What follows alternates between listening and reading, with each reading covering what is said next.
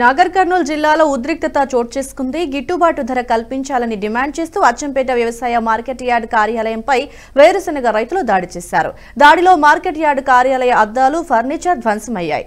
Market committee chairman ఛాంబర్లోకి దూసుకెళ్లిన మహిళా రైతులు chairman అరుణను కార్యాలయం నుంచి లాక్కెళ్లి ఆమెపై పల్లికాయలను పోశారు.